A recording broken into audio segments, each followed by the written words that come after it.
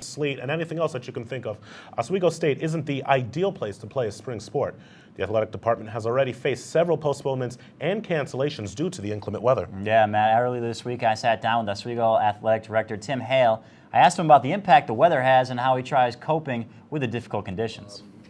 Every day last week and either had to postpone or cancel everything from the beginning of the week up until Friday, I believe, was the first time we actually played a home game.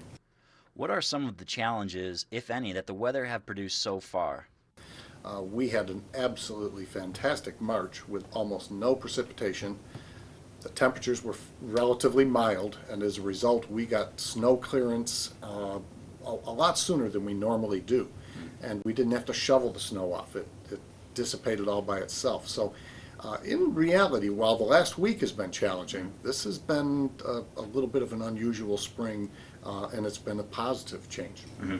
What's the worst situation you've had in recent years? Our baseball or softball team would end up playing 6 or 7 days in a row. Oh, wow. And that's unheard of.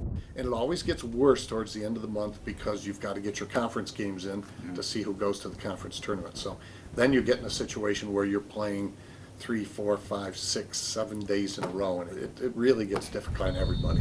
Have there been any complaints thus far from athletes or coaches about the playing conditions on the fields? I think anybody who's involved in intercollegiate athletics or high school sports in the northeastern United States is used to this. This is a way of life for spring sports. There's just nothing we can do about it. It's the weather we have. The key factor that we take into account when we decide to either postpone or reschedule or cancel is the student athlete's health. If we are confident that the athlete is going to be safe, then we'll go ahead and play the game.